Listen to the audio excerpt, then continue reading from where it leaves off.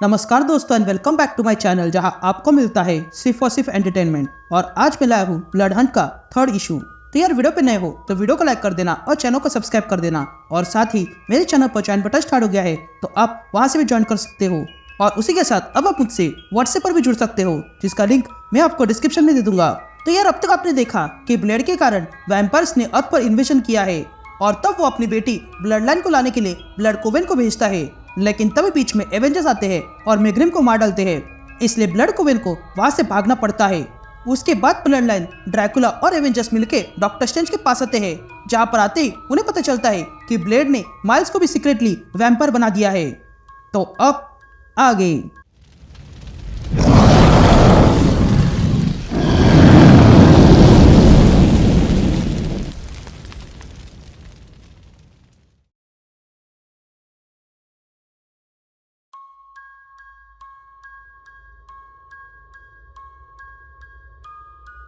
All right gang. तो issue की शुरुआत में हम ब्लेड को देखते हैं जिसने ब्लैक पैंथर को वैम्पायर बना के वकांडा में भेज दिया है। तभी ब्लेड टचला से पूछता है कि क्या तुमने वकांडा में वो ढूंढ लिया, जिस पर टचला कहता है कि हाँ मैंने ढूंढ लिया है, वो यहाँ बहुत गहराई में छुपा है। जिस पर ब्लेड टचला से कहता है कि तुम जानते हो तुम्हें क्या करना है। यह कहते ही ब्लेड कॉल कट करता है, लेकिन तभी वहां पर कैद स्कारलेट विच ब्लेड से कहती है बधाई हो, तुम्हें जो चाहिए था वो तुम्हें मिल गया है ब्लेड। तभी ब्लेड स्कारलेट विच की ओर मुड़ता है और कहने वाला ही था कि तभी स्कारलेट विच ब्लेड से कहती है देखो तुम्हारे ब्लड कोवेन हार के वापस आ गए, तो अब तुम्हें कैसे लग रहा है? तुम स्वयं को फास्ट समझते हो ना, लेकिन तुम भूल गए हम एवेंजर्स है। यहाँ सीन शिफ्ट होती है और हम सैंक्टम देखते हैं जहाँ पर माइल्स वैम्पायर बन के ब्लड लाइन पर अटैक करता है। ये देखकर विजन माइल्स को पकड़ कर रखता है ताकि आगे किसी को नुकसान ना हो, लेकिन तभी माइल्स विजन को तेज झटका देता है और विजन को पीछे फेंकता है। यहाँ ब्लड लाइन अपनी तलवार निकालती है और माइल्स से कहती है स्पाइडरमैन रुक जाओ, मुझे मारने पर मजबूर मत करो। लेकिन माइल्स ब्लड लाइन की बिना सुने आगे बढ़ता है, लेकिन तभी क्लिया अपने मैजिक से माइल्स को बांध देती है और डॉक्टर स्ट्रेंज से कहती है कि जल्दी आई ऑफ एगोमेटो फेंको। ये सुनते ही स्ट्रेंज अपना आई ऑफ एगोमेटो माइल्स की ओर फेंकता है। जैसे ही आई ऑफ एगोमेटो माइल्स के सामने आता है वैसे ही वहां पर बहुत बड़ा उजाला होता है और अगले पल हम देखते हैं कि माइल्स ठीक हो चुका था। तभी देखकर माइल्स अचंभित रहता है और वो कहता है ये अच्छा हुआ, मैं ठीक हो गया। ये कहते हैं ब्लड लाइन की ओर वो देखता है और कहता है कि क्या तुम ठीक हो? लेकिन तभी माइल्स का ध्यान अपनी दांतों पर जाता है जो बहुत ही बड़े और नुकीले हो चुके थे, ठीक वैम्पायर की तरह। ये देखकर माइल्स कहता है नहीं ये नहीं हो सकता, उसने मुझसे कहा था कि मैं ब्लड लाइन को ढूंढूं और मैं उसकी बात नहीं टाल पाया। जिस पर डॉक्टर स्ट्रेंज माइल्स से कहता है ये तुम्हारे साथ ही नहीं हो रहा है, बल्कि वो तो हमारे साथ भी दोस्त बन के आया था, और देखो अब तुम्हारे सामने मेरा शरीर वैम्पायर बन के है। यह सुनते ही ब्लड लाइन आगे आती है और स्ट्रेंज से पूछती है तुम किसकी बात कर रहे हो? जिस पर कैप्टन मार्वल ब्लड लाइन से कहती है तुम्हें पता नहीं हम किसकी बात कर रहे हैं? ये सुनते ही डॉक्टर स्ट्रेंज ड्रैकुला की ओर देखता है और कहता है तुमने इसे पता नहीं? जिस पर ड्रैकुला स्ट्रेंज से कहता है मैं उसे क्या बताता, यही कि इस दुनिया को बचाने के लिए उसे उसके पिता को मारना होगा। यह सुनते ही ब्लड लाइन शॉक रह जाती है। तभी ड्रैकुला ब्लड लाइन से कहता है हाँ तुम्हारे पिता ही इन सब की जड़ है, इस ब्लेड ने ही सारे वैम्पायर्स को अर्थ पे लाया है और उसी ने इस आसमान को ढक दिया है, और ये वही है जिसने एवेंजर्स को हराया। तो अब देखा जाए तो अकेले तुम हो मेरी बच्ची जो उसे रोक सकती हो, और इसलिए ब्लेड ने वो ब्लड कोवेन भेजी थी क्योंकि तुम उसकी कमजोरी हो और अकेले तुम ही हो जो उसे मार सकती हो। यह सुनते ही ब्लड लाइन ड्रैकुला से कहती है नहीं मेरे डैड ऐसे नहीं हो सकते हैं। जिस पर टाइग्रा ड्रैकुला से कहती है ये बातें तुम कह रहे हो, इसकी क्या गारंटी है कि तुम इन सब के पीछे ना हो? जिस पर ड्रैकुला कहता है हाँ मैं जानता हूँ कि आप सबको यही लग रहा होगा कि मैं इन सब के पीछे रहूंगा, लेकिन मैं तो अपना वैम्पायर नेशन बना के खुश था, लेकिन इस ब्लेड की हरकतों के कारण मेरा वो नेशन अब खत्म हो रहा है, इसलिए मैं यहाँ आ गया। तभी हंटर्स मून कहता है कि यहाँ बाहर दुनिया खत्म हो रही है और हम यहाँ बातें कर रहे हैं, उससे अच्छा है कि हम जाके उनको बचाएं। जिस पर डॉक्टर स्ट्रेंज कहता है कि हंटर्स मून सही कह रहा है, लेकिन तभी सबका ध्यान ब्लड लाइन पर जाता है जो वहां से भाग चुकी थी। तभी देखकर माइल्स ड्रैकुला से कहता है ये तुम्हारे कारण हुआ है, तुमने उस बच्चे को उसके पिता के बारे में बताया और ये एक्सपेक्ट कर रहे हो कि वो मान जाएगी।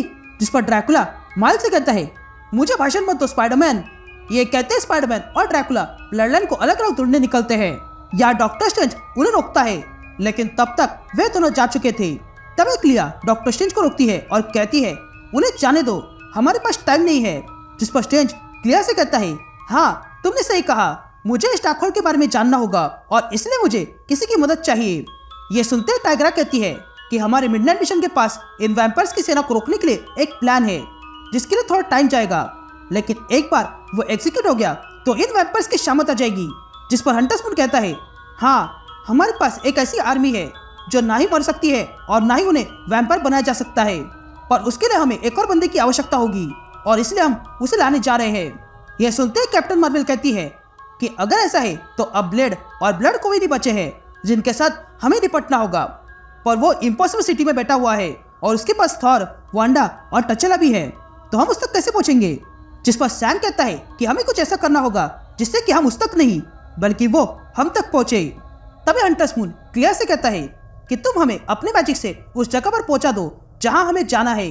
ये सुनते ही क्लियर अपनी मैजिक से हंटर्स मून और टाइग्रा को कहीं पर टेलीपोर्ट करती है। यह विजन कैप्टन मार्वल से पूछता है कि क्या हमें यही वेट करना होगा? जिस पर कैप्टन मार्वल कहती है, नहीं, हम एवेंजर्स है और हम सारे लोगों को बताएंगे कि वे लोग अकेले नहीं है, हम उन सबको उम्मीद देंगे। ये देखकर ब्लेड हमें ढूंढते हुए अवश्य आएगा। तभी टोनी कैप्टन मार्वल से पूछता है, तुम क्या सोच रही हो? जिस पर कैप्टन मार्वल टोनी से पूछती है कि हमारे पास कितने ब्रॉडकास्ट चैनल है? जिस पर टोनी कहता है, बहुत सारे। यह सुनते ही कैप्टन मार्वल सैम की ओर देखती है और कहती है, सैम तुम जानते हो तुम्हें क्या करना है। जिस पर सैम कैप्टन मार्वल से कहता है कि तुम चेयरपर्सन हो तो फिर मैं कैसे करूं? जिस पर कैप्टन मार्वल कहती है कि हाँ मैं हूं, लेकिन तुम आइकन हो और इसलिए टचेला ने तुम्हें बचाया। यह सुनते ही टोनी स्टार्क सारे ब्रॉडकास्ट चैनल ऑन कर देता है और तब उन सारे चैनल्स पे सैम लाइव आने लगता है और सबसे कहता है, मैं हूँ सैम विल्सन, कैप्टन अमेरिका, और मैं एवेंजर्स की ओर से बात कर रहा हूँ। मैं जानता हूँ कि चीजें यहाँ पे बिगड़ चुकी है। यहाँ पर कई सारे वैम्पायर्स आए हैं, उन लोगों ने बहुत से लोगों को मारा है, पर हम फिर से उठ खड़े होंगे। यहाँ ब्लेड भी ये ब्रॉडकास्ट देख रहा था और बौखला जाता है, तो वह ब्लड लाइन भागते हुए सैम की बात सुन रही थी। यह सैम कहता है कि हर बार हम पर किसी न किसी ने हमला किया है, लेकिन हमने उन्हें ना कहा।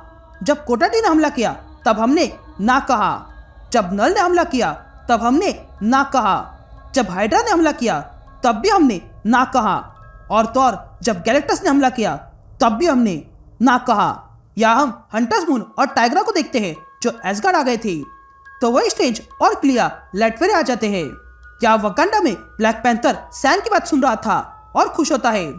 तभी आगे सैम सबसे कहता है कि अगर हमें हमारा घर चाहिए तो हमें उसके लिए फाइट करनी होगी, और अगर हमारी दुनिया चाहिए तो हमें उसके लिए भी फाइट करनी होगी, और अगर हमारा खून चाहिए तो भी हमसे फाइट करनी होगी, और अगर इन लोगों ने हमारी जान ली तो हम उसका बदला लेकर रहेंगे, क्योंकि हम एवेंजर्स है, और जब तक हमारे शरीर में खून की आखिरी बूंद होगी तब तक हम इन सबको ना कहेंगे।